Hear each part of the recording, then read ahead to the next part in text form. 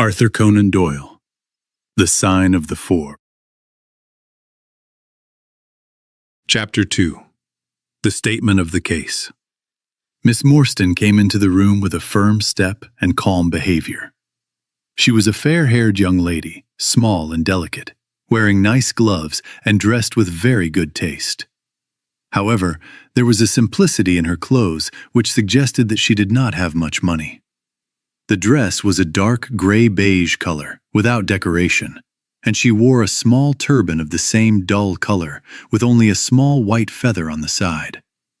Her face was not very regular in shape, and her skin was not perfect, but her expression was kind and gentle, and her large blue eyes were very spiritual and full of sympathy. In my experience with women from many countries and 3 continents, I have never seen a face that showed more clearly a refined and sensitive character. I could see that when she sat down on the chair which Sherlock Holmes gave her, her lip shook, her hand trembled, and she showed many signs of strong inner emotion.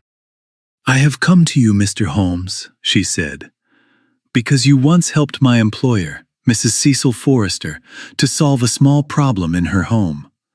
She was very impressed by your kindness and skill." "Mrs. Cecil Forrester," he repeated thoughtfully. "I believe I helped her a little. The case, as I remember it, was very simple." "She did not think so. But you cannot say the same about my case.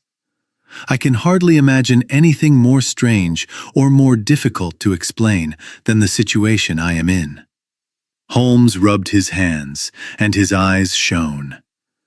He leaned forward in his chair with a look of great concentration on his sharp, hawk-like face. "State your case," said he, in a quick, businesslike tone. I felt that my position was uncomfortable. "You will, I am sure, excuse me," I said, as I stood up from my chair. To my surprise, the young lady raised her gloved hand to stop me. "If your friend," she said, "would be kind enough to stay, he might be of great help to me." I sat down again in my chair. "Briefly," she continued, "the facts are these. My father was an officer in an Indian regiment, and he sent me to England when I was a small child. My mother was dead, and I had no family in England. I was placed in a comfortable boarding school in Edinburgh, and I stayed there until I was 17. In the year 1878, my father, who was a senior captain in his regiment, got 12 months' leave and came home. He sent me a telegram from London to say that he had arrived safely, and he told me to come at once, giving the Langham Hotel as his address. His message, as I remember, was full of kindness and love. When I arrived in London, I went to the Langham Hotel, and I was told that Captain Morstan was staying there, but that he had gone out the night before and had not yet come back. I waited all day without any news of him. That evening, on the advice of the hotel manager, I contacted the police, and the next morning we put advertisements in all the newspapers.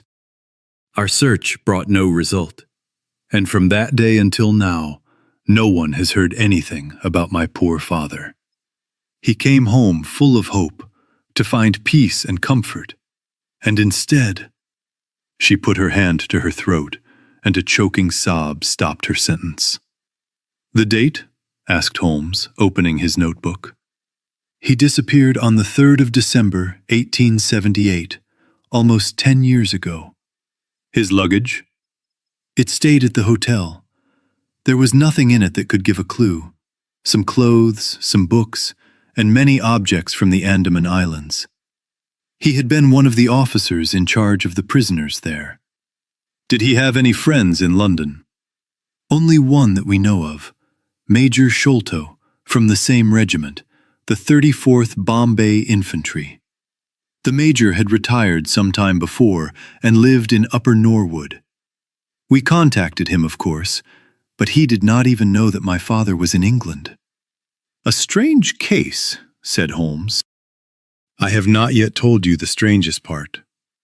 About 6 years ago, to be exact, on the 4th of May, 1882, an advertisement appeared in the Times. It asked for the address of Miss Mary Morstan and said that it would be to her benefit to come forward. There was no name or address with it.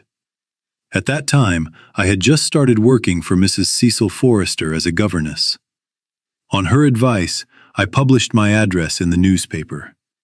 The same day, I received a small cardboard box by post. It was addressed to me, and inside I found a very large and shining pearl. There was no letter in it. Since then, every year on the same date, I have received a similar box with a similar pearl, and there has never been any clue about who sent them. An expert has said that they are very rare and very valuable. You can see for yourselves that they are very beautiful. She opened a flat box as she spoke and showed me 6 of the finest pearls I had ever seen. "Your statement is very interesting," said Sherlock Holmes. "Has anything else happened to you?" "Yes. Something happened today. That is why I have come to you. This morning I received this letter, which you can read yourself." "Thank you," said Holmes. "The envelope too, please. Postmark, London, SW. Date, July 7th. A man's thumb mark on the corner, probably the postman.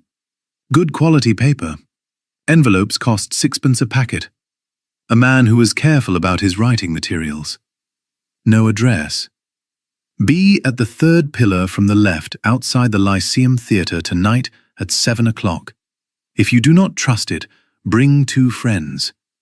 You are a wronged woman, and you will have justice. Do not bring the police. If you do, everything will fail. Your unknown friend. Well, this is a very nice little mystery. What do you plan to do, Miss Morstan? That is exactly what I want to ask you. Then we will certainly go. You and I and... Yes, Dr. Watson is the right man. Your letter says 2 friends. He and I have worked together before. But will he come? She asked, with a hopeful look in her face and voice. I would be proud and happy, said I warmly, if I can help in any way. You are both very kind, she answered. I live a quiet life and have no friends I can ask for help. If I come here at 6, will that be fine? You must not be late, said Holmes. There is one more question. Is this handwriting the same as on the pearl boxes? I have them here, she said, taking out several pieces of paper. You are a perfect client. You have good instinct. Let us see. He put the papers on the table and looked quickly from one to another. These are disguised hands, except the letter, he said after a moment. But there is no doubt they were written by the same person. Look at the way the Greek E appears, and the curve of the final S. They are clearly from the same writer. I do not want to give you false hope, Miss Morstan, but does this writing look like your father's? It is completely different. I thought you would say that. We will expect you at 6 then. Please let me keep the papers. I may examine the case before then. It is only 3:30 now. Au revoir, then. Au revoir, said our visitor, and with a bright and kind look at both of us, she put her pearl box back into her dress and quickly left. Standing by the window, I watched her walk quickly down the street until the gray turban and white feather became only a small point in the dark crowd. What a very attractive woman, I said, turning to my companion. He had lit his pipe again and was leaning back with half-closed eyes. Is she? He said lazily. I did not notice. You really are like a machine, a calculating machine, I cried.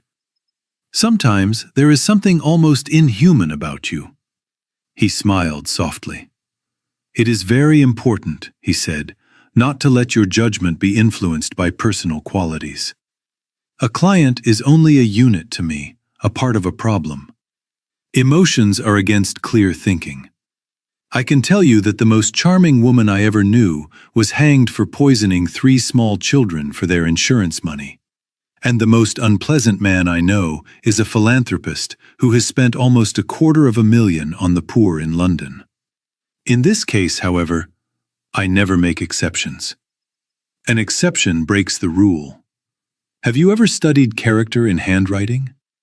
What do you think of this man's writing? It is clear and regular, I answered.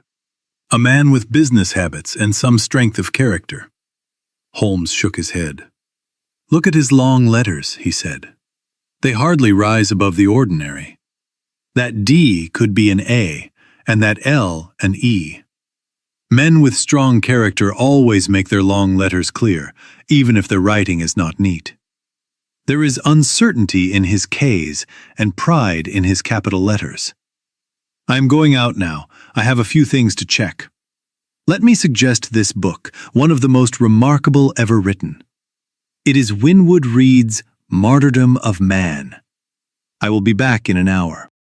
I sat by the window with the book in my hand, but my thoughts were far away from the bold ideas of the writer. I was thinking about our visitor, her smile, the deep and rich sound of her voice, and the strange mystery of her life. If she was 17 when her father disappeared, she must be 27 now. A lovely age, when youth has lost its uncertainty and has become calmer with experience. So I sat and thought, until such dangerous ideas came into my mind that I quickly went to my desk and began to read a medical book with great energy. What was I, an army doctor with a weak leg and little money, that I should even think about such things? She was only a unit, a part of a problem, nothing more. If my future was dark, it was surely better to face it like a man than to try to make it brighter with false hopes from imagination.